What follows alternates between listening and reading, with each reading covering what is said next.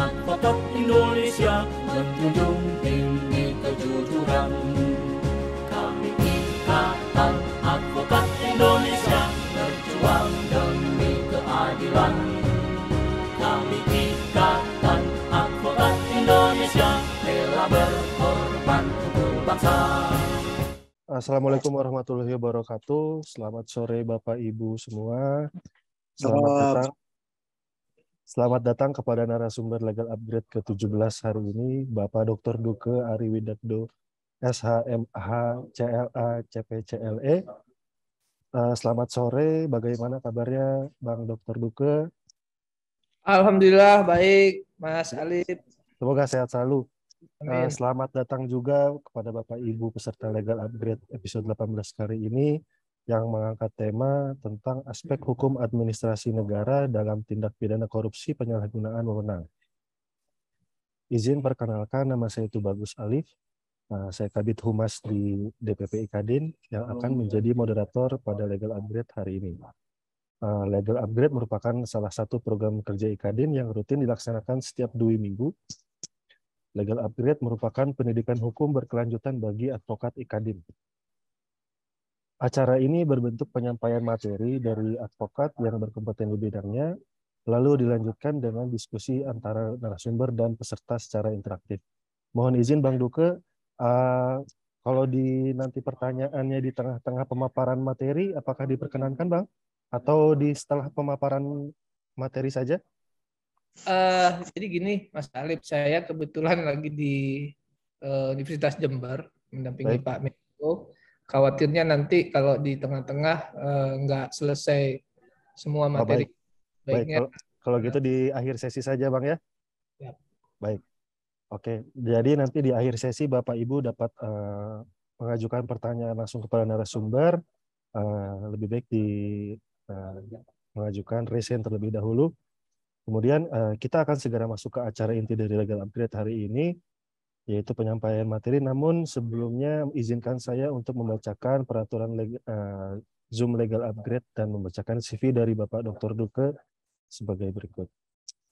Yang pertama saya akan membacakan peraturan Zoom Legal Upgrade ini. Yang pertama, untuk menjaga kelancaran jalannya acara, maka selama pemaparan teori, voice feature harap di-mute bagi para peserta. Kemudian untuk pertanyaan dari para peserta, akan ada sesi diskusi setelah pemaparan materi oleh narasumber. Lebih baik terlebih dahulu untuk mengajukan raise hand terlebih dahulu. Kemudian e-sertifikat dan materi akan dikirimkan ke alamat email Bapak Ibu paling lambat 7 hari kerja. Jadi mohon Bapak Ibu pada saat pengisian link sertifikat di akhir sesi, harap dituliskan alamat emailnya dengan benar agar tidak ada salah pengiriman sertifikat. Baik, saya akan membacakan CV dari Bapak Dr. Duke terlebih dahulu. Beliau lahir di Sungai Pakning, 12 Desember.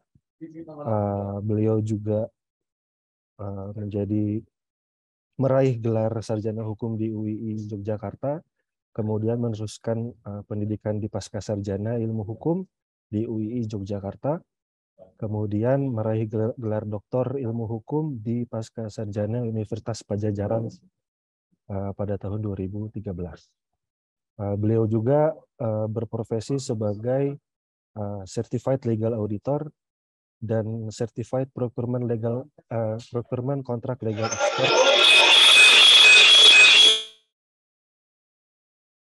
Mohon agar bisa di-mute dulu Bapak Ibu sekalian. Baik, saya akan lanjutkan. Beliau juga berprofesi sebagai advokat tentunya. Pengalaman kerja dan organisasi saat ini beliau merupakan dosen tetap di Pascasarjana dan Fakultas Hukum Universitas Gorontalo. Jadi beliau mengajar S1 dan S2 di Universitas Gorontalo. Kemudian beliau juga menjabat sebagai Bendahara Umum Pengurus Pusat Asosiasi Pengajar Hukum Tata Negara pada Pengurus Daerah Provinsi Gorontalo dari 2021 hingga sekarang. Beliau juga sebagai Direktur Eksekutif Pusat Studi Hukum dan Advokasi Pertanahan pada tahun 2022 sampai sekarang. Beliau juga sebagai auditor hukum tersertifikasi pada Asosiasi Auditor Hukum Indonesia ASAHI sampai sekarang juga. Kemudian beliau menjadi Ketua Asosiasi Pengajar Hukum Tata Negara Hukum Administrasi Negara pada pengurus daerah Provinsi Gorontalo. Beliau juga sebagai koordinator bidang hukum dan HAM Profesor Mahfud MD Inisiatif sampai sekarang. Beliau juga menjabat sebagai Wakil Ketua Bidang Organisasi Ikatan Keluarga Alumni Universitas Islam Indonesia (IKUII) di Dewan Pengurus Pusat. Beliau juga menjabat sebagai Ketua DPD Ikatan Advokat Indonesia Provinsi Gorontalo. Kemudian beliau pernah menjabat sebagai staf ahli hukum pimpinan Dewan Perwakilan Rakyat Daerah Provinsi Gorontalo pada tahun 2015. Kemudian beliau juga pernah menjabat sebagai staf khusus Ketua Komisi Yudisial Republik Indonesia pada tahun 2011 hingga 2013. Baik, untuk mempersingkat waktu dan tempat dipersilahkan Pak Duke. Baik, terima kasih Mas Alip. Ya, akan mulai saja. Bismillahirrahmanirrahim. Assalamualaikum warahmatullahi wabarakatuh. Waalaikumsalam warahmatullahi wabarakatuh. Salam hormat. Warahmatullahi wabarakatuh. Ustaz Ikadin dimanapun berada, terima kasih kesempatan yang telah diberikan dari teman-teman yang membidangi legal update ini, khususnya di DPP Ikadin. Saya diminta untuk mengisi salah satu kegiatan legal upgrade ini, sehingga saya mencoba untuk memberikan materi yang sebenarnya ini merupakan intisari gitu ya, atau penjelasan dari perkara yang pernah saya tangani beberapa setahun atau 2 tahun yang lalu, kalau nggak salah setahun yang lalu, dan ini nanti akan saya sharing ke teman-teman, ke rekan-rekan sekalian, untuk sedikitnya berbagi ilmu gitu. Dan mudah-mudahan rekan-rekan semua berkenan, dan saya juga mohon masukan dan sarannya. Baik, mungkin kita mulai saja. Aspek HAN dalam tindak pidana korupsi, khususnya penyalahgunaan wewenang, berangkat dari perkara tipikor. Jadi saya waktu itu sebagai lawyer untuk sebuah tindak perkara korupsi dengan tuduhan pasal 2 ayat 1 dan pasal subsidiar pasal 3 Undang-Undang Tipikor. Nah, di sini klien saya didakwa melakukan tindak pidana korupsi ya pada suatu pekerjaan, sehingga atas nama jabatannya ya pada saat itu, atas nama jabatannya sebagai seorang pejabat atau usaha negara, beliau dianggap didakwa melakukan tindak pidana korupsi. Nah, pasalnya ini pasal 2 ayat 1 dan pasal 3 Undang-Undang Tipikor, yang di dalamnya ada pasal 1, rekan-rekan udah pada paham semua lah, saya nggak mungkin menjelaskan secara detail gitu ya. Kalau pasal 2 ayat 1 ini ada unsur secara melawan hukum, melakukan perbuatan perkara diri sendiri, dan seterusnya. Dan pasal 3 ini lebih pada menyalahgunakan kewenangan, kesempatan, sarana yang ada padanya karena jabatannya. Sedikit mungkin ya, untuk perbuatan secara melawan hukum ini, saat ini sudah ada permanya, kalau nggak salah Perma 2 2019, yang ini sekarang membatasi pihak hakim dalam memutus suatu perkara apakah perlu diuji lebih lanjut berdasarkan Perma 2 2019 itu. Ketika terdakwanya merupakan pejabat, maka dia akan melalui proses pengujian di PT UN ya. Untuk saya hanya sekilas mereview pasal 2 ayat 1 ini gitu. Tapi kita akan masuk ke pasal 3 mengenai penyalahgunaan kewenangan. Nah, untuk definisi menyalahgunakan wewenang, saya menggunakan referensi Undang-Undang 30 tahun 2014 tentang administrasi pemerintahan. Itu juga dijelaskan di dalam pasal 1 ayat 1 Perma nomor 4 tahun 2015 tentang pedoman beracara dalam penilaian unsur penyalahgunaan wewenang yang menyatakan bahwa wewenang adalah hak yang dimiliki oleh badan atau pejabat pemerintahan atau penyelenggara negara lainnya untuk mengambil keputusan atau tidak atau tindakan dalam penyelenggaraan pemerintahan. Sedangkan yang disebut dengan kewenangan pasal 1 ayat 6 Undang-Undang 30 2014 menyebutkan kewenangan pemerintahan yang selanjutnya disebut kewenangan adalah kekuasaan badan atau pejabat pemerintah atau penyelenggara negara lainnya untuk bertindak dalam ranah hukum publik. Nah, jadi ini batasannya jelas ya. Terkait penyalahgunaan wewenang itu tentunya ditujukan kepada pejabat pemerintah atau penyelenggara negara lainnya yang mengambil keputusan dalam ranah hukum publik. Jadi memang tidak bisa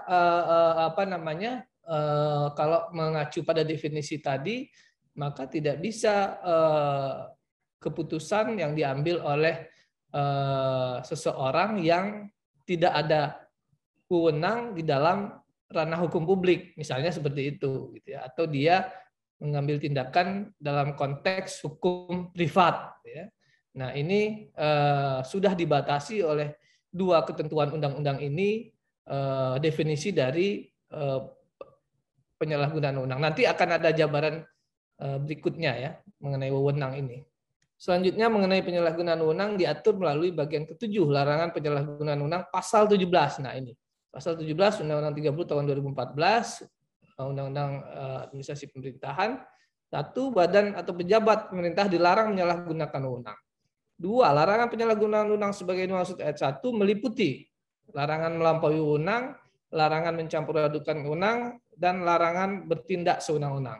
Nah, ini penjelasannya ya. Pasal 14 diatur secara lebih rinci mengenai kategorisasi penyalahgunaan wewenang.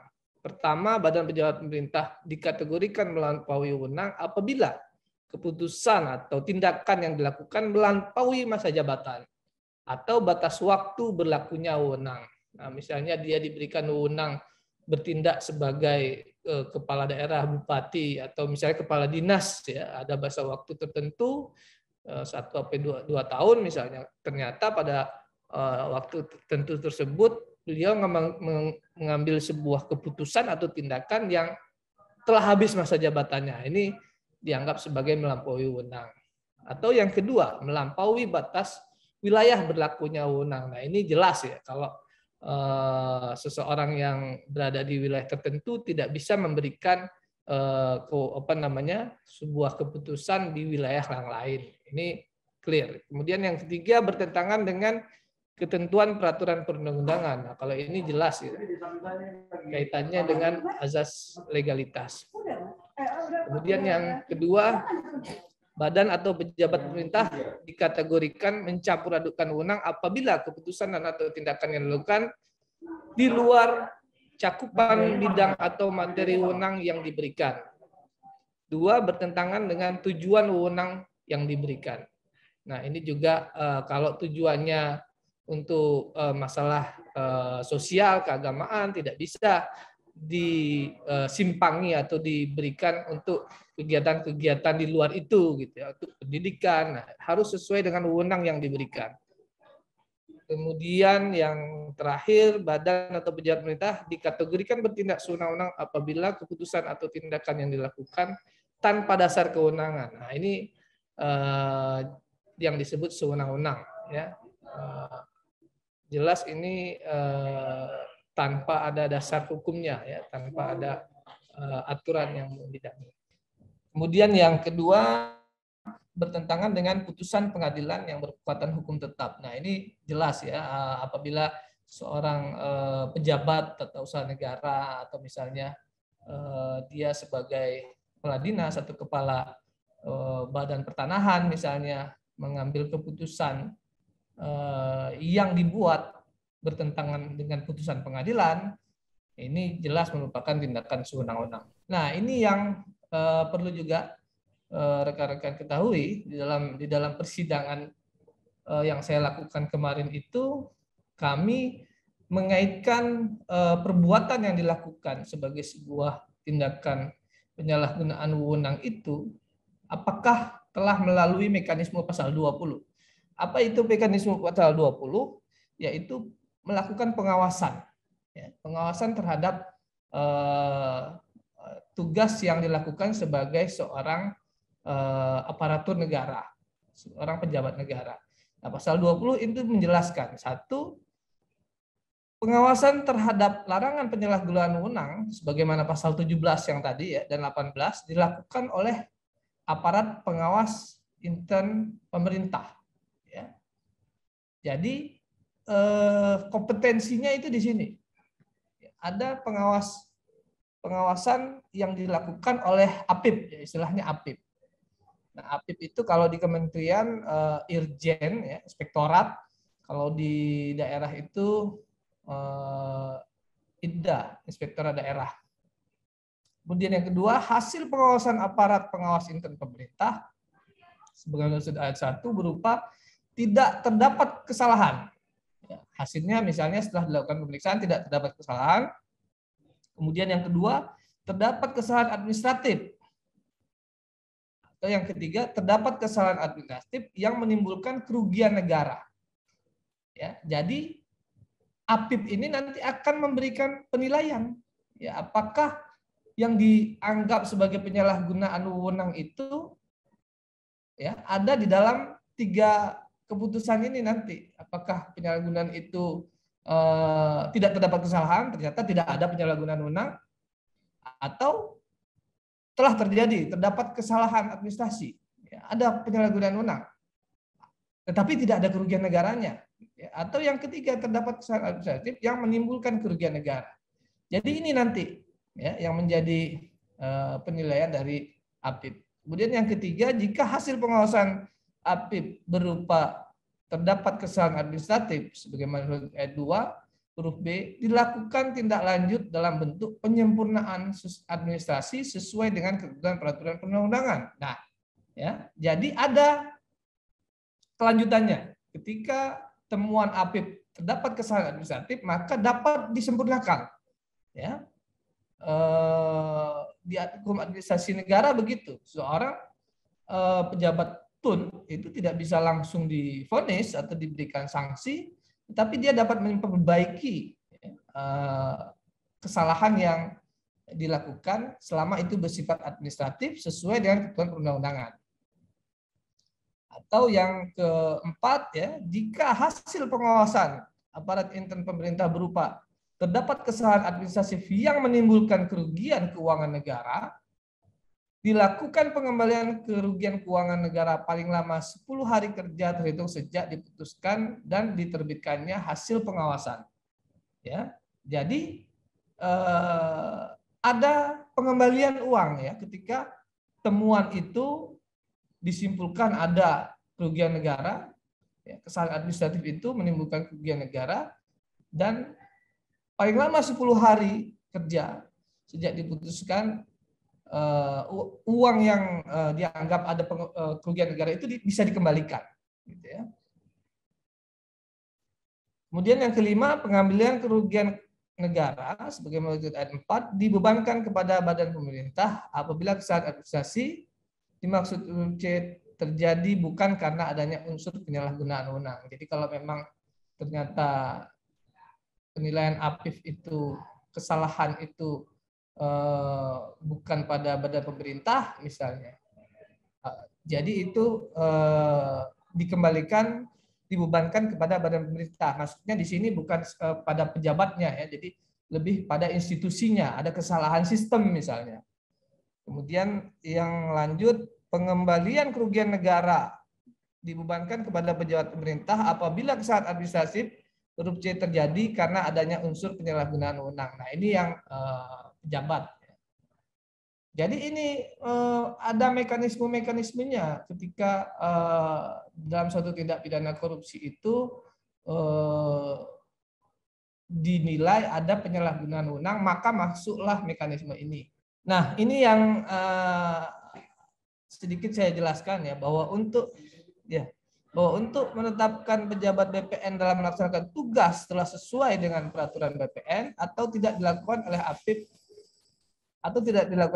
pada lembaga BPN yang bersangkutan, karena APIP pada BPN yang memiliki otoritas untuk memeriksa untuk menilai apakah pejabat BPN telah melaksanakan tugas telah sesuai dengan peraturan BPN mengenai petunjuk pelaksanaan dan petunjuk teknis dan SOP kinerja BPN. Jika APIP telah memeriksa, melakukan audit investigasi dan menyimpulkan bahwa pejabat BPN telah melakukan tugas jabatannya sesuai dengan tidak melanggar peraturan perundang-undangan yang berlaku bagi pejabat BPN, maka pelaksanaan jabatan BPN tersebut telah sah sesuai dengan hukum.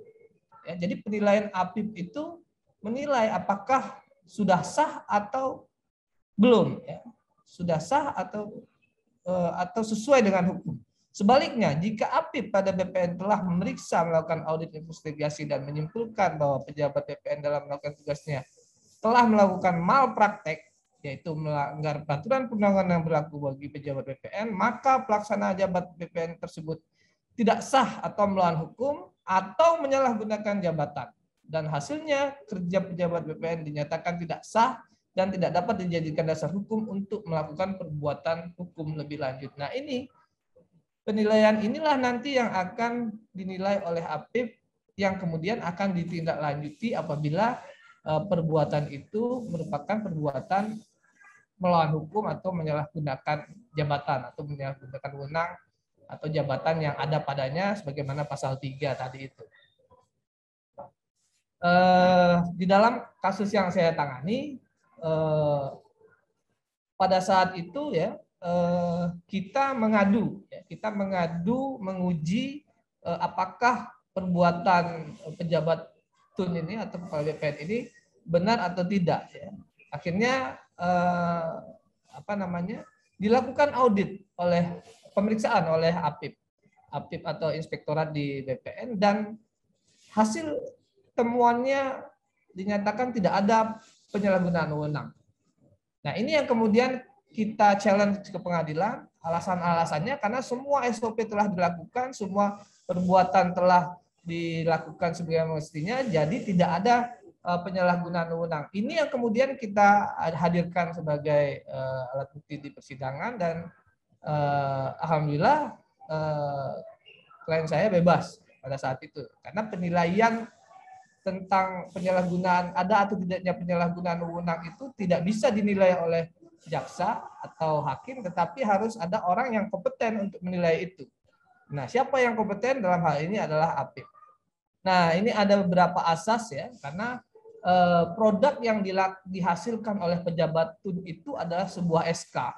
Ya, SK kalau misalnya di dalam kasus ini diterbitkan SK pembayaran ganti rugi terhadap pihak yang berhak gitu ya, terkait pembebasan lahan. Jadi SK itu berdasarkan prinsip-prinsip atau asas dalam hukum administrasi negara itu harus selalu dianggap benar. Ya, SK yang dikeluarkan oleh pejabat TUN yang dianggap korupsi itu tidak bisa semaunya dianggap salah, tetapi itu selalu dianggap benar sebelum ada putusan pengadilan yang menyatakan itu salah. Nah, ini yang disebut dengan azas presumptio estae causa. Ya. Secara bahasa dapat diartikan sebagai azas praduga keabsahan.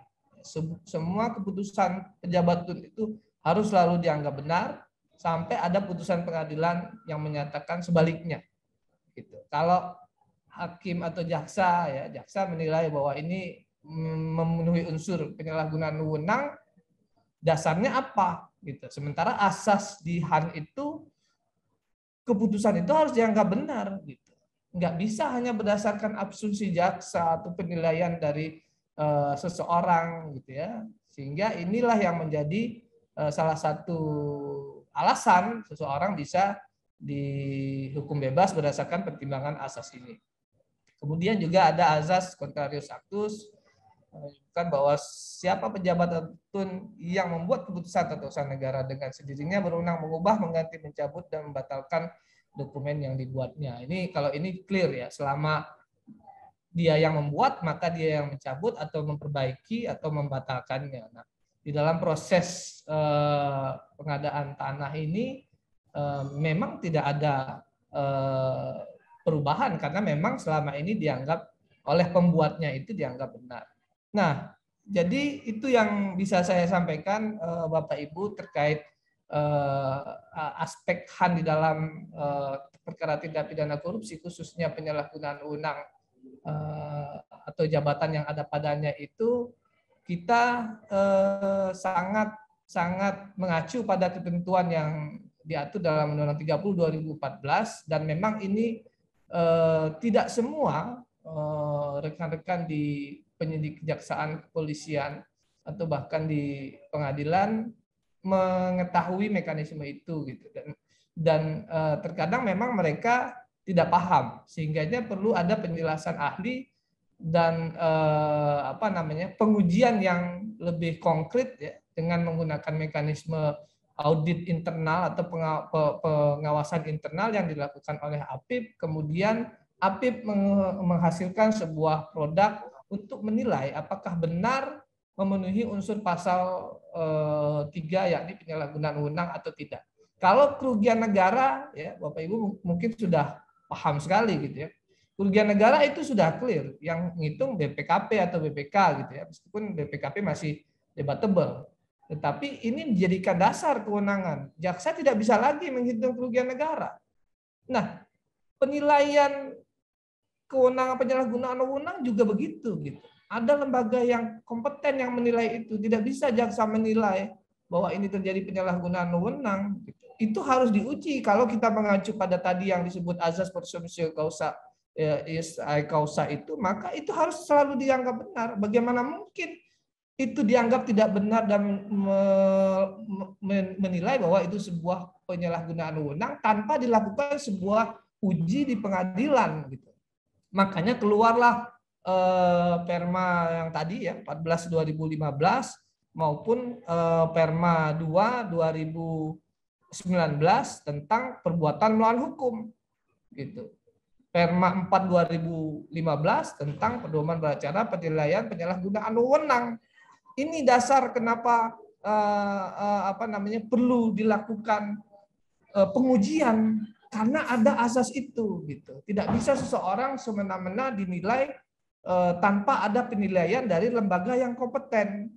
Nah, kita berdebatnya atau beradu argumen pada saat persidangan, saya waktu itu lebih mengarah pada mekanisme itu. Saya mendatangkan ahli juga pada saat itu dari Hukum Administrasi Negara yang menjelaskan tentang asas-asas maupun kaidah yang ada di dalam Hukum Administrasi Negara terkait penyalahgunaan wewenang, khususnya pejabat PUN. Dan akhirnya alhamdulillah klien kami diputus bebas dan saya menyelesaikan kasus ini dengan baik berdasarkan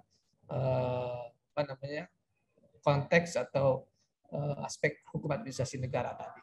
Mungkin ini yang bisa saya sharing ke rekan-rekan di Ikadin. Demikian dari saya. Kalau ada yang ditanyakan, silakan Mas Alif, saya kembalikan.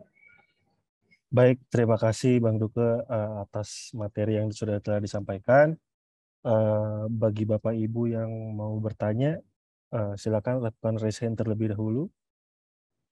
Atau di kolom chat ini sudah ada pertanyaan Bang dari Pak Samlis. Izin saya bacakan. Yang pertama, apakah seseorang diduga melakukan tindak pidana ditangkap tanpa menjelaskan kerugian negara yang dilakukan oleh BPK adalah bentuk kesewenangan pejabat atau penyidik? Yang kedua, apa sajakah dua alat bukti yang cukup menurut dalam tindak pidana korupsi untuk dapat menetapkan seseorang sebagai tersangka melakukan tindak pidana korupsi? Baik Bang, ada dua pertanyaan. Baik, terima kasih. Yang pertama ya, kalau seseorang diduga melakukan tindak pidana ditangkap tanpa menjelaskan kerugian negara yang dilakukan oleh BPK, apakah ini merupakan kesewenang-wenangan? Iya, jelas ya, karena tadi kalau saya sebutkan salah satu perbuatan larangan sewenang-wenang, salah satunya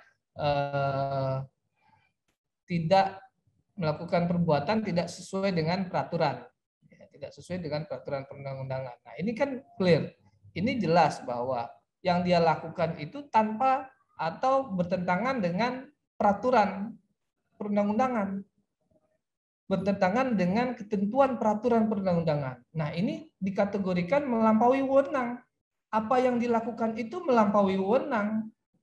Ya, bisa dinilai oleh lembaga-lembaga administrasi, misalnya ombudsman ini bisa dianggap sebagai maladministrasi di bidang penyidikan. Gitu. Di sini di pasal 18, melampaui wewenang apabila keputusan atau tindakan yang dilakukan bertentangan dengan ketentuan peraturan perundang-undangan. Loh, kenapa bertentangan? Lah iya, orang ditahan kan harus jelas kerugian negaranya. Bagaimana mungkin orang ditahan dianggap melakukan korupsi, ya, orang ditangkap dinilai melakukan korupsi tanpa ada penilaian kerugian negara dari BPK. Sehingga ini kan tidak memenuhi unsur kerugian negaranya. Nah, kalau nggak memenuhi unsur harusnya tidak ditahan. Nah, ini yang tadi saya jelaskan merupakan perbuatan melampaui wewenang karena bertindak bertentangan dengan ketentuan peraturan perundang-undangan. Ya, itu bisa saja Pak dipermasalahkan gitu. Pada saat di persidangan pun ini juga bisa saja dipermasalahkan kalau misalnya mekanisme penilaian atau malpraktek mal administratif yang dilakukan oleh penyidik itu tidak selesai di mekanisme ombudsman misalnya atau di mekanisme inspektorat lembaga-lembaga penyidik tersebut. Kalau menurut saya begitu. Kemudian kedua, apa saja kan dua alat bukti yang cukup menurut dalam tindak pidana korupsi untuk dapat menetapkan seorang sebagai tersangka melakukan tindak pidana korupsi. Ya, kalau ini sih kembali ke KUHP ya Pak, termasuk juga ada kerugian negaranya yang jelas gitu. Kalau misalnya dia tidak ada kerugian negaranya, ya mana mungkin bisa proses secara hukum gitu ya, mana mungkin bisa dijadikan tersangka. Kalau penetapan tersangka ini kan ya kita semua pengacara tahulah ya, alat bukti yang cukup berdasarkan putusan MK ya, termasuk juga kalau di tindak pidana korupsi itu harus ada kerugian negara yang nyata dan pasti ya. Kalau dulu kan cukup hanya dengan berpotensi ya, dapat merugikan keuangan negara, tapi sekarang itu sudah dibatalkan oleh MK. Gitu. Harus merupakan actual loss, bukan lagi potensial loss. Kalau itu merupakan potensial loss, ya nggak bisa dia dijadikan tersangka. Kemudian itu yang pertama. Yang kedua, kalau dia pejabat negara, pejabat tata usaha negara yang dianggap melakukan perbuatan melawan hukum pasal 2, di Perma 2 2019 sudah jelas on the party overhead that itu harus diuji. Kalau dia merupakan pejabat negara, diuji di PT UN dulu. Nah, ini yang ini yang selalu menjadi eksepsi yang dilakukan oleh penasihat hukum terdakwa ketika dia mendampingi seorang terdakwa yang berlatar belakang pejabat negara. Ya. Di Perma itu jelas ya, untuk menilai siapa yang punya kompetensi, yang punya hak untuk menilai perbuatan melawan hukum, ya kita kembali ke aturannya. Gitu. Nah, siapa yang berhak menilai terjadi perbuatan penyalahgunaan wewenang karena jabatan yang ada padanya? Perma 14 2015 atau Undang-Undang 30 2014 menilai itu. Gitu. Itu diserahkan ke APIP. Ada nggak penyidik memanggil APIP untuk menilai? Ya, ini konteksnya pejabat TUN ya. Konteksnya pejabat TUN, bukan orang per orang. Kalau pejabat TUN telah dinilai oleh APIP ada hasilnya bahwa dia telah melakukan penyalahgunaan wewenang, ya selesai, dia bisa jadi tersangka. Tapi kalau nggak ada, gimana orang bisa jadi tersangka hanya karena asumsi penyidik? Nggak bisa. Gitu.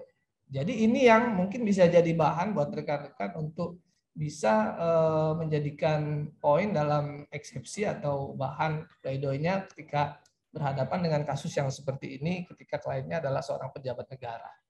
Itu Mas Alip. Baik, terima kasih Bang. Di sini sudah ada dua penanya berikutnya. Yang berikutnya ada Pak Firmansyah. Silakan Pak Firmansyah. Ya, terima kasih.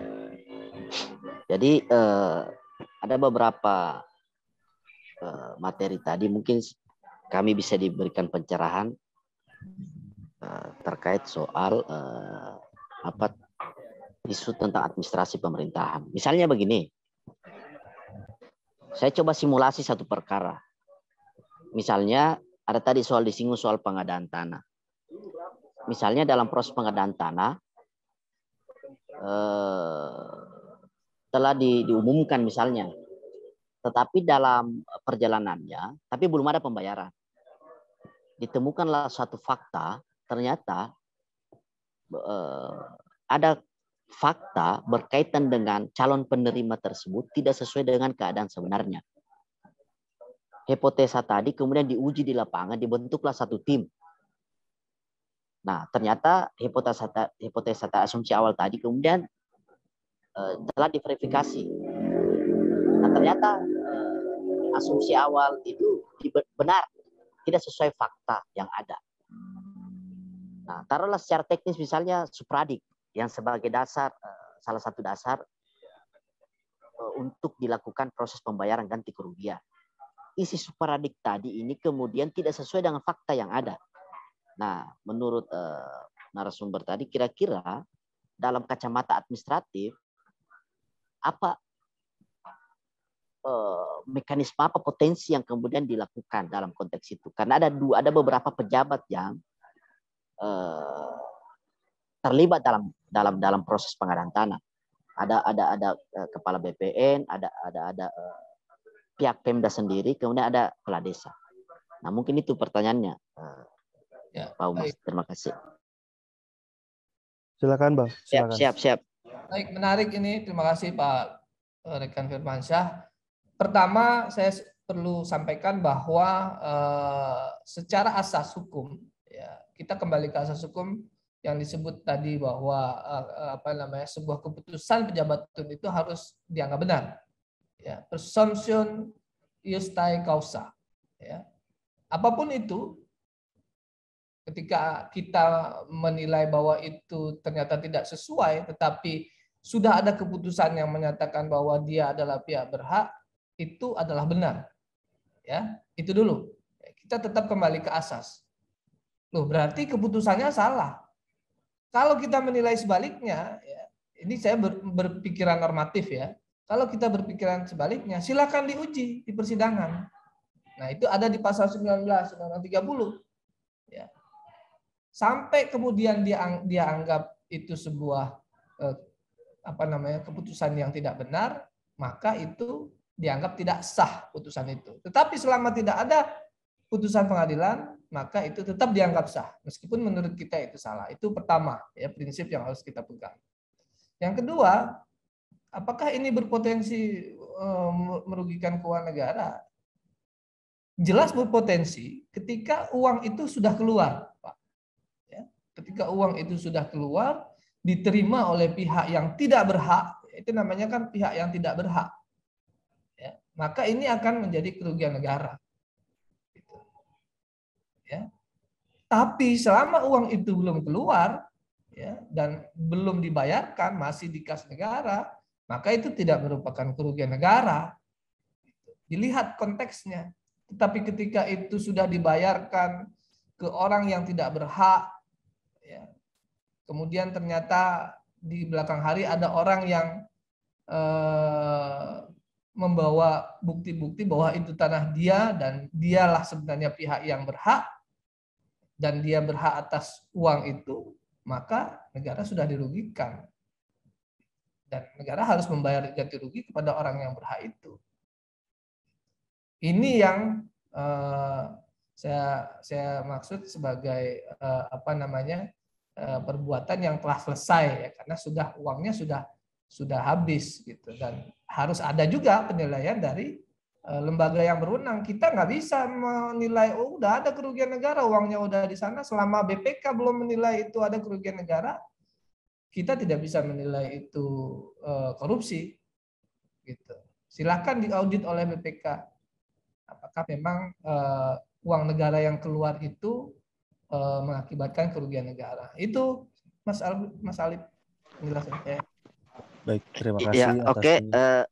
Ya, silakan Pak Firman. Sedikit lagi tadi Nah, misalnya dalam perjalanan tadi belum karena ada aduan masyarakat, karena ada protes, tiba-tiba proses pencairan itu tidak jadi dilakukan. Nah, dalam perjalanannya dibuatlah satu tim independen yang terdiri, yang unsurnya adalah unsur Forkopimda. Nah, mungkin kami bisa diberi pencerahan dalam kacamata hukum administratif. Kan secara teknis administratif di tahapan-tahapan pengadaan tanah sudah selesai. Upaya-upaya mekanisme komplain sudah tidak dimungkinkan untuk dilakukan proses pengujian dalam kacamata normal. Tetapi dibentuklah satu tim independen yang terdiri tadi Forkopimda. Nah, mempunyai produk hukum atau mempunyai produk lah. Nah, mungkin kami bisa dikasih pencerahan apa sih statusnya produk tadi. Nah, tim tadi itu punya SK dan sebagainya, kemudian menghasilkan satu dokumen. Nah, kira-kira status dokumen itu dalam kacamata konstruksi tata negara, lebih teknis administratif, itu bisakah dianggap sebagai salah satu dokumen hukum yang berkaitan dengan pengadaan tanah? Terima kasih. Ya, ini kita bicara bukan bicara tindak pidana korupsi karena penyalahgunaan wewenang ya, tapi lebih ke tim pelaksana pengadaan tanah itu tadi gitu. Kalau tim pelaksana pengadaan tanah itu adalah bagian dari pelaksanaan Undang-Undang 2012 misalnya, atau PP 71 atau yang terbaru itu ya untuk pelaksanaan pengadaan tanah, dan itu memang bagian dari tugas dan kewenangannya, ya, maka itu keputusan itu adalah putusan yang bisa dijadikan bagian bukti dari proses penegakan hukum atau proses pembuktian di persidangan kalau memang ini menjadi masalah di kemudian hari. Tapi kalau tim independen ini bentukan yang tidak punya legal standing, tidak punya dasar kewenangan yang jelas, maka ini tidak akan bisa dijadikan alat bukti karena bukan merupakan perintah lebih lanjut dari sebuah peraturan perundang-undangan. Karena yang diakui ini kan perintah dari peraturan perundang-undangan yang memang secara delegatif diberikan oleh undang-undang untuk membuat suatu keputusan, kan begitu. Kalau dia tidak punya dasar kewenangan, bagaimana mungkin dia bisa, itu tadi yang saya bilang, dia tidak punya kewenangan kemudian mengambil sebuah keputusan, maka ini dianggap juga di luar kewenangannya gitu. Nggak bisa juga seperti itu, Mas. Harus dilihat dulu dasar kewenangan yang dia peroleh itu apakah memang berdasarkan dari peraturan perundang-undangan atau berdasarkan kesepakatan. Nah, kalau berdasarkan kesepakatan kan ini bukan peraturan perundang-undangan. Ini kan beda lagi gitu. Itu Mas Firmansyah. Oke, thank you Pak narasumber. Terima kasih penjelasannya. Baik. Untuk berikutnya ada penanya dari Sumatera Utara. Silakan Bang Dani Lubis. Ya, terima kasih Mas Alif. Mas Duki, ada sedikit ini pertanyaan Mas Duki. Tadi kan cerita kita kan tentang penyalahgunaan wewenang dalam tindak pidana korupsi. Dalam hal ini kalau saya lihat tadi tentang kepala BPN ya mungkin ya. Kepala BPN. Artinya kan masih ini ranahnya ranah eksekutif lah kita bilang kan. Kalaupun misalnya penyalahgunaan wewenang ini kan bisa jadi bukan ranahnya eksekutif saja, bisa jadi ranahnya yudikatif maupun legislatif misalnya. Ada kewenangan-kewenangan tertentu yang diberikan kepada mereka. Jadi kalaulah seandainya terjadi ranahnya yang legislatif maupun yudikatif, dikenakan pasal berapa tadi ya? Pasal 2 ya, yang tentang kewenangan mereka dalam tindak pidana korupsi. Apakah lembaga tersebut semacam APIP tadi yang bisa dia mengawasin atau menyelidikin atau sebagai inspektorat di lembaga-lembaga terkait itu kan juga ada di lembaga legislatif maupun di lembaga yudikatif. Itu bisa dijadikan patokan atau tolak ukur untuk kita meringankan maupun tadi membebaskan klien kita yang tadinya pejabat yudikatif maupun pejabat legislatif. Terima Ya. kasih, Mas. Ya, baik, Mas. Bagus pertanyaannya. Saya telah membuktikan, Mas Iman ya. Saya telah membuktikan rekan Iman bahwa mekanisme ini yang diatur secara jelas di dalam undang-undang dan itu diterapkan ketika seseorang dituduh melakukan penyalahgunaan wewenang. Ya. Seseorang dinilai memenuhi unsur pasal 3 melakukan penyalahgunaan wewenang, kemudian dia jadi tersangka dan terdakwa. Ya, ketika dia sudah jadi terdakwa, kami sebelumnya sudah melakukan audit sebelum dia jadi tersangka gitu ya. Pada saat ini diperiksa di proses penyidikan, klien kami juga diperiksa juga secara internal di Inspektorat BPN gitu. Hasilnya ternyata tidak ada penyalahgunaan wewenang, tidak ada pelanggaran administrasi. Kan ada 3 tadi ya. Tidak ada penyalahgunaan administrasi, ada penyalahan administrasi, ada penyalahan administrasi yang berakibat kerugian negara, kan gitu. Ya, di pasal 20 tadi. Nah, setelah kita lakukan itu ternyata tidak ada. Nah, secara hukum kan ini kuat dan ini dilakukan oleh lembaga yang kompeten. Samalah halnya ketika seseorang dianggap sebagai ada kerugian negara, itu kan yang berhak menilai kerugian negara kan siapa? BPK gitu. Itu sama, atau BPKP, pengawas internal pemerintah. BPKP menilai itu ada kerugian negara, ya itu kewenangannya. Nah, APIP pun demikian. APIP menilai tidak ada penyalahgunaan wewenang, itu kewenangan yang dia miliki untuk menilai ada tidaknya penyalahgunaan wewenang. Nah, ketika itu APIP menilai tidak ada penyalahgunaan wewenang, kemudian dibawa ke persidangan, hakim menilai gitu loh. Ternyata memang penilaian itu ada di mereka. Mereka punya kewenangan untuk menilai itu. Gitu ya. Memang itu kewenangan mereka, sama seperti BPKP, BPK menilai ada tidaknya kerugian negara. Gitu. Tinggal apakah bisa dibantah oleh ahlinya jaksa, kan tinggal beradunya kan di situ. Nah, setelah saya lakukan itu bahwa klien saya sudah dilakukan penilaian terhadap APIP dan tidak ada perbuatan penyalahgunaan wewenang, hakim menilai mengikuti itu gitu, bahwa oh ya ternyata benar, kita hanya mengikuti apa yang disampaikan oleh Inspektorat BPN bahwa tidak ada penyalahgunaan wewenang dan itu clear, maka ini sudah sepantasnya dibebaskan. Dan akhirnya berdasarkan mekanisme internal itu dan adanya adjustment yang memang kompeten, maka selesai gitu Mas prosesnya. Ya, Mas, maksud saya kan gini tadi, APIP itu kan tadi khusus untuk kepada eksekutif, ranah eksekutif ya. Ya. BPN kan misalnya. Kalau di ranah-ranah legislatif dan yudikatif, APIP juga kan nggak bisa masuk. Tentu kan ada pengawasan tersendiri kan, inspektorat tersendiri di legislatif dan yudikatif. Kalau yudikatif misalnya kan ada Bawas ya. Kalau yudikatif ada Bawas atau eksternalnya ada KY. Saya kan eksternal, pengawasan eksternal. Oke. Pengawas legislatif ada Dewan Kehormatan. Betul.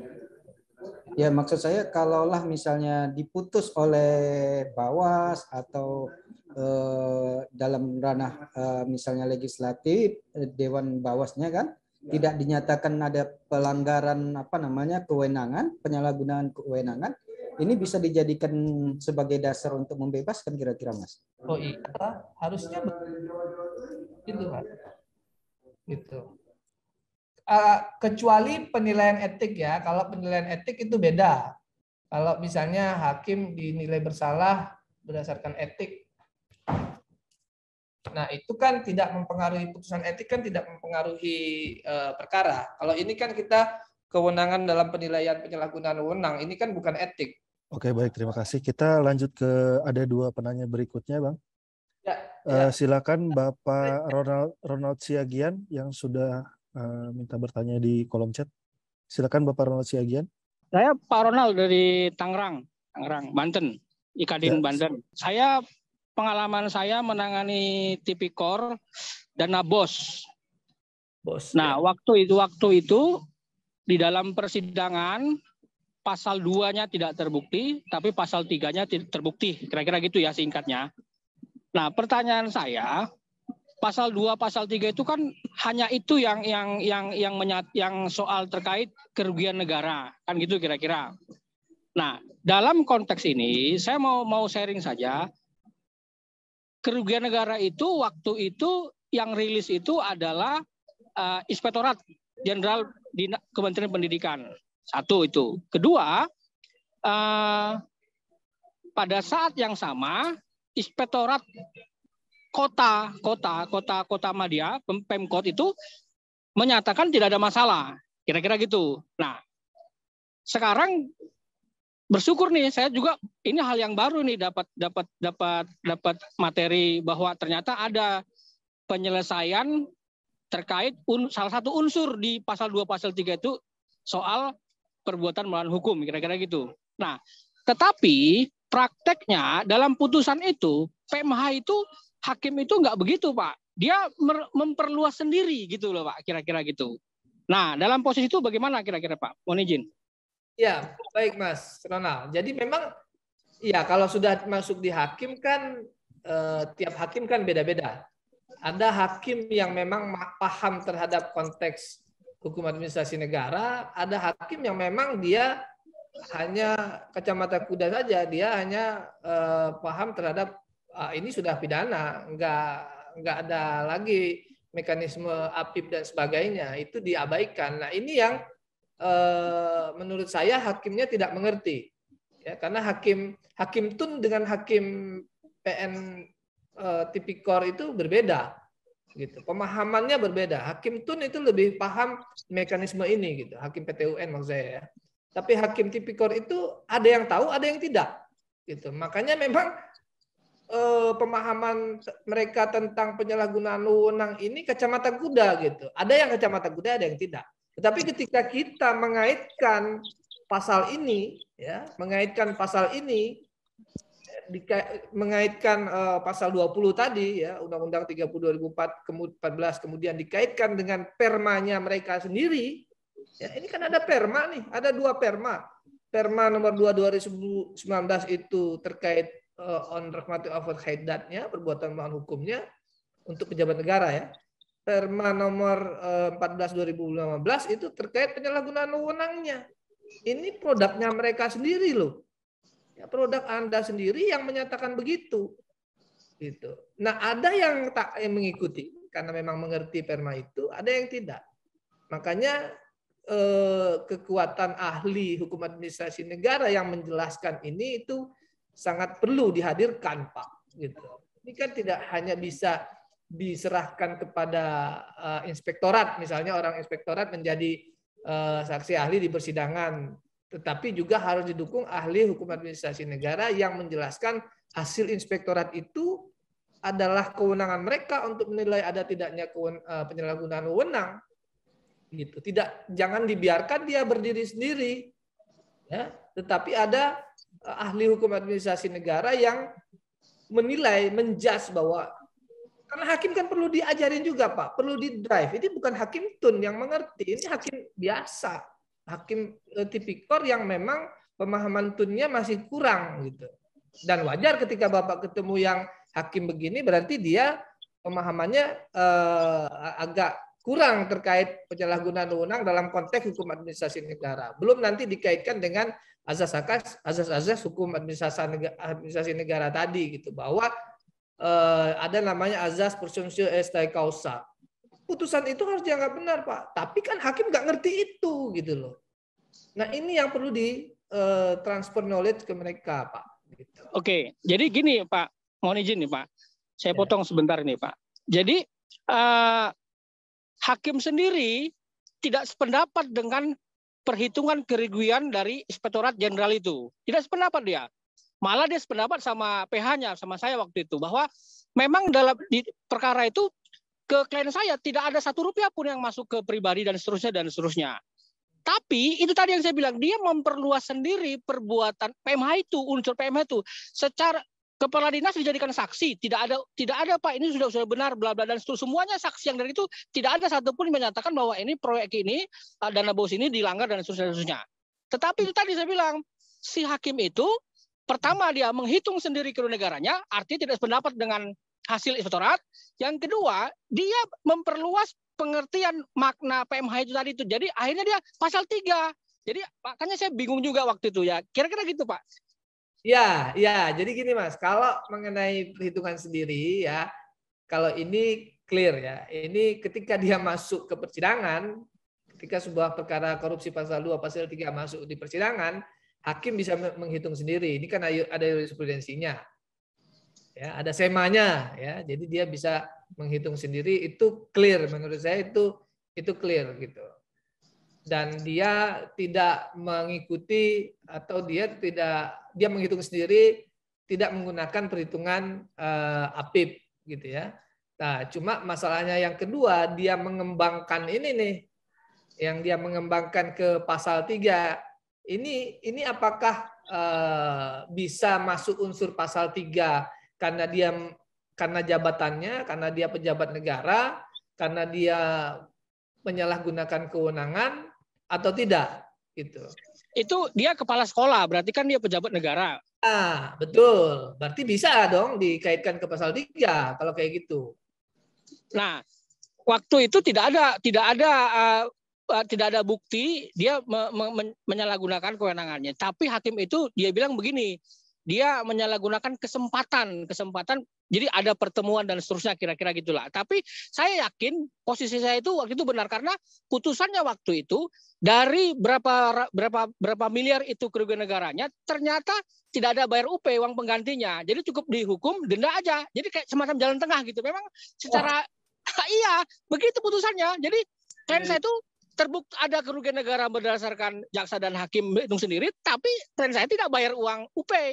Kira-kira gitu. Oh, menarik ya. Memang. Iya, memang begitu Pak. Iya. Mohon izin nih. Ya, sharing nanti lain waktu Pak Ronald. Siap. Oke, terima kasih banyak Pak. Ya, baik, kita ke penanya terakhir Bang. Ada ya. Bapak M. Hidayat, silakan disampaikan langsung pertanyaannya, silakan. Baik, terima kasih. Singkat saja Pak Duke. Ya. Jadi kaitan pasal 2, penyalahgunaan wewenang, ini cenderung kepada yang punya kompetensi KPA atau PA ya, kuasa pengguna anggaran atau pengguna anggaran gitu. Nah, persoalannya sekarang bagaimana proteksi terhadap staf-staf yang hanya mengikuti perintah. Terkadang banyak juga korban-korban tipikor, uang nggak dapat tapi ikut masuk penjara gitu kan, karena perintah atasan. Pertanyaan saya, kenapa pasal 51 KUHP tentang alasan pemaaf, adanya perintah jabatan atau perintah atasan ini susah masuk ke dalam sini untuk melindungi staf-staf atau bawahan-bawahan dari pejabat-pejabat negara ini. Mohon penjelasan Pak Duga. Ya, baik. Terima kasih Pak Hidayat. Menarik ini ya. Kenapa staf-staf ini juga ikut terseret dalam pusaran korupsi yang dilakukan oleh atasannya, kan kira-kira begitu ya. Karena menurut saya, karena ini konteksnya adalah suatu sistem pemerintahan ya, yang tentunya berkaitan dengan banyak orang. Di dalam kasus yang saya tangani pun ini bendaharanya kena, ya, bendahara. Jadi appraisal 2 kena, bendahara kena, klien yang saya pegang ini ke kepala BPN-nya justru nggak kena, gitu ya. Jadi cuma 1 yang bebas, yang 3 masuk. Nah, memang mungkin saya nggak tahu ya, kalau kita bicara kasus kan kita harus lihat secara rinci kualitas perbuatan dari masing-masing orang gitu. Apakah kualitas perbuatannya itu sama atau berbeda? Tidak kemudian dalam arti dia bersama-sama, tetapi kualitasnya sama, belum tentu ya. Seorang kepala BPN kualitasnya tentu berbeda dengan bendahara. Dan kualitasnya juga tentu berbeda dengan appraisal gitu. Nah, ini yang harus kita pelajari lebih jauh. Kok dia bisa bawahan bisa kena gitu ya. Bisa jadi dia justru, misalnya saya nggak tahu kasus yang Bapak tangani ya. Bisa jadi dia mungkin punya peran yang punya mens rea atau dan sebagainya lah, yang memang itu dianggap sebagai perbuatan melawan hukum misalnya, saya nggak ngerti gitu. Atau memang ada penilaian dari ahli bahwa staf Anda ini telah melakukan perbuatan penyalahgunaan wewenang gitu. Karena tetap harus ada adjustment atau penilaian itu Pak terhadap seorang staf sekalipun ya, karena dia merupakan aparatur negara, dia merupakan pejabat negara juga, maka dia punya kewenangan dan dia mempunyai jabatan yang ada padanya ya, pasal 3 kan begitu, karena kewenangan dan jabatan yang ada padanya. Nah, bisa jadi dia menyalahgunakan jabatannya itu tidak sesuai dengan jabatannya itu gitu, pekerjaan yang atau tupoksi yang diberikan pada dia. Kalau memang betul ada perintah dari pimpinan, nah itu kembali ke yang dia tidak bisa dipersalahkan karena overmah kan begitu. Tetapi memang pada prakteknya Pak, tipikor itu memang pembuktian overmah itu kadang jarang gitu ya, jarang diikuti oleh hakim. Malah ini dianggap perbuatan turut serta gitu, sama-sama. Ini juga dilemanya, saya juga masih mengalami itu Pak. Sehingga memang harus diteliti betul kualitas perbuatan dari masing-masing pelaku di dalam sebuah tindak pidana korupsi, karena belum tentu sama gitu. Dan memang bisa jadi masing-masing hukumannya berbeda Pak. Kayak yang saya tangani kemarin, saya cuma pegang satu Pak, saya cuma pegang satu kepala BPN dan cuma dia yang lolos, yang lainnya tiga-tiganya masuk. Kadang heran juga gitu, ya kok bisa seperti itu. Banyak orang yang curiga atau misalnya nggak percaya, nggak adil ini kok yang 3 masuk, klien saya bebas gitu. Nah, saya jelaskan karena ini kan konteksnya hukum administrasi negara, kualitas orang itu berbeda ketika dia melakukan perbuatan hukum. Ini yang harus diuji gitu. Ketika kualitasnya berbeda dan memang dia hanya sebagai pejabat negara dan dinilai tidak ada penyalahgunaan wewenang, maka clear perbuatannya dia tidak salah. Tetapi yang lain kan tidak ada kaitannya dengan dia gitu, sebatas kewenangan dia sendiri ya. Nah, ini yang saya bilang mungkin ada perbedaan-perbedaan dari masing-masing pelaku itu Pak Hidayat. Demikian. Oke, kalau gitu kita tutup hari ini Bang. Kami ucapkan sekali lagi terima kasih kepada Bapak Dr. Duke Ariwidagdo SHMH sebagai pembicara yang telah menyampaikan materi dengan luar biasa hari ini. Semoga sharing ilmunya bisa diserap dengan baik dan dapat bermanfaat untuk kita semua. Kami mengucapkan terima kasih juga kepada Bapak Ibu peserta atas partisipasinya dalam kegiatan Legal Upgrade hari ini. Demikianlah acara hari ini kita tutup dengan alhamdulillahirabbil alamin. Baik, saya selaku moderator pamit undur diri. Mohon maaf apabila ada kekurangan. Kita bertemu dalam Legal Upgrade berikutnya yang dijadwalkan 2 minggu ke depan. Informasi lengkap akan kami post di akun Instagram Ikadin. Terima kasih, selamat sore. Wassalamualaikum warahmatullahi wabarakatuh.